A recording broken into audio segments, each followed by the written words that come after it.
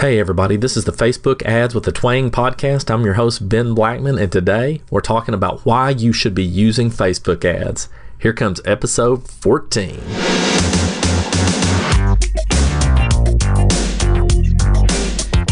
Facebook Ads with the Twang is dedicated to taking the often overcomplicated process of creating simple, successful Facebook ads, breaking them down step by step in less than 10 minutes at a time. Let's get started. Oh boy, today's episode is about why you should be using Facebook ads at all. And, I get that question a lot. As a matter of fact, a very well-known internet marketer and coach from the UK had hired me. Actually, they'd hired somebody else who white labeled the service out to me to do all their Facebook ads, and we were really just crushing it with Facebook ads, getting them all kinds of leads, and it was costing them in UK terms maybe £2, £3. It was really pretty amazing per lead.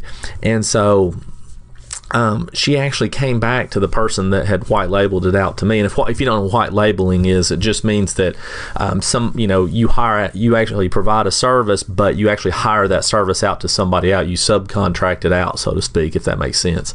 Anyway, she didn't like spending all the money to get the leads in. She said that she could use her virtual assistant to go in and post on Facebook and get leads. And and I thought about that for a little while. So she had decided to not do Facebook ads for a while. And I thought about that, and I was like, boy, that just doesn't make a whole heck of a lot of sense to me. Because, you can hire somebody to do your social media and that kind of thing, but ultimately there's a cap there. I mean, you're still paying for it, right? You're still paying somebody to do the work, and it's not automated. And if that person doesn't work that day, then you don't get the business, right? But with Facebook ads, you can actually turn it on or turn it off. Does that make sense? So now you have a choice, but doing it the way that she was suggesting, you don't have a choice. And so it really surprised me, because this is a pretty well-known person, and I was kind of shocked. The mentality of that just kind of blew me away. Unfortunately, I didn't get the opportunity to speak with her directly, so I didn't get to find out what that was all about or what her line of thought was really. I had to hear it in between, so maybe it was something that I don't know about, but it was really kind of shocking. And so what I thought I'd talk to you about today is what your marketing options are and why Facebook ads should be part of your plan.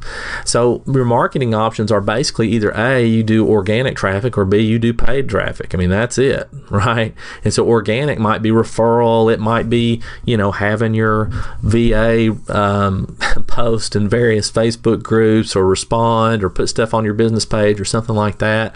Or maybe search engine optimization, where people can search for you. I would argue that search engine optimization is actually a form of paid traffic, not really organic, but some people do call it organic. The reason I say that is because if you don't pay somebody to keep the search engine optimization up, it will go away at some point, right? Doesn't just stay there forever. You don't stay at the top. But, then there's paid traffic. And by the way, there's plus sides to having organic traffic. I mean, I love referrals, right? Referrals are fantastic. So, I want those, right? And just like I'm sure that you do. And that, it's really kind of nice, putting something out there, some content or something, and people responding and contacting you, and you didn't pay anything for that. I love that too. Now, paid traffic there's a couple of ways to look at that. One, there's what we call interruption marketing, and then there's what we call solution search marketing, or at least that's what I call it. So let's talk about how those work. So solution search would be like, somebody types in, how to grow my business with Facebook ads, right? They type that into Google, and Google AdWords shows some ads at the beginning, and then it shows the organic traffic. It may show some YouTube listings. That's another solution search. And Bing, Yahoo, those are also solution search marketing type engines, because you're actually actively, or whoever is actually actively looking for an answer to a question, basically, as a solution. Now, the other way to look that we kind of paid marketing is interruption marketing. And so that would include things like Facebook and Instagram, Twitter, Pinterest, Snapchat, LinkedIn. Those are all pretty much interruption marketing. Direct mail's interruption marketing for the most part. you can do it where they actually well, you can do it where they actually are looking for you, but it's a little bit different. So, you know, but those are all ways that they're interruption marketing. You know, magazines, people are not searching for you when they're on Facebook, right? When they're scrolling through their news feed, they're not looking for you. Okay.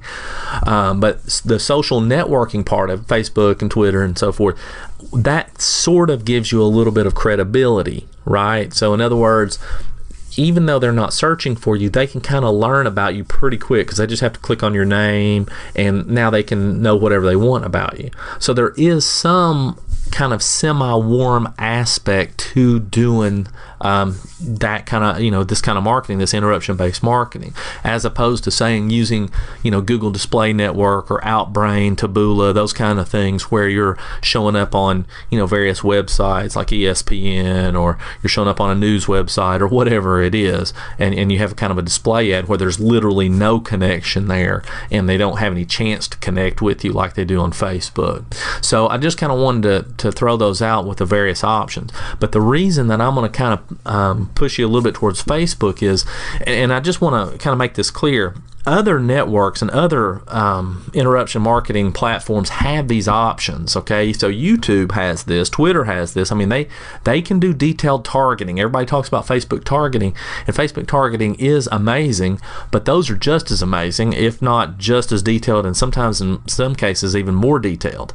So the point of it is that we get so much in one place with Facebook. I mean, we get access literally to 2 billion users. 2 billion. I mean, that's crazy, right? I mean, how many people out of 2 billion do you need to buy from you to make it worth it, right?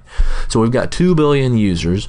Well, we've got extreme detailed marketing. I mean, in some places, and it varies a little bit, right? Meaning that in the U.S. you can really niche down. Okay, in other countries you can't niche down quite as far as the U.S., and this is all for various reasons, but even so, you still have a chance to really get in front of the right people with your message. So that's a very powerful thing with Facebook. You have multiple ad options, so you can do video, you can do image ad, you can do carousel ads, you can do what we call lead ads. There's all kinds of stuff that you can do with Facebook ads. It's not just one kind of ad. Another thing that's just amazingly effective that you absolutely have to consider is retargeting, right? So we've all heard, or at least most people have heard, that you have to be in front of somebody 5 to 7 times before they'll buy, or something along those lines, and that is true in most cases. So the more that you can get in front of somebody, the better the chances are that they're going to buy from you. So retargeting, meaning showing somebody an ad and then showing them another ad and showing them another one, and on until they actually take action, is hugely important in being able to scale your business, right? So retargeting is huge.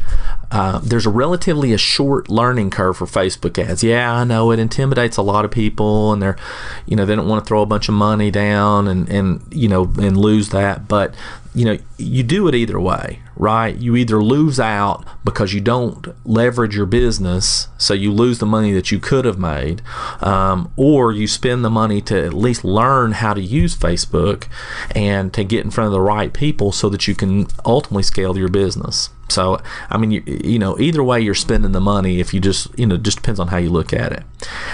With Facebook, you actually get to be in front of more people who might want what you have. That's the nice thing about it. You get to select those people.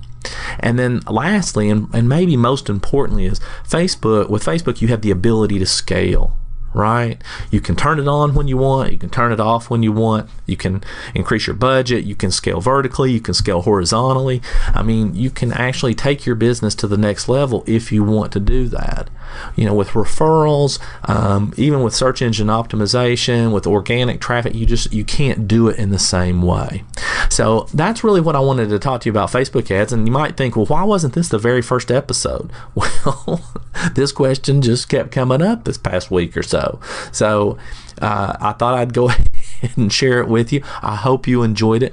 And if you need any additional information, or if you want to join my currently closed Facebook group, Well, that didn't sound right, did it? You can join my closed Facebook group, Funnel Strategies for Facebook. The link will be in the show notes. Right now, it is currently free to join. I am going to be changing that where it's a paid membership. And so if you have any questions, just jump on over there. I'll be glad to answer them for you. Until then, I'll see you on the next episode. Thanks.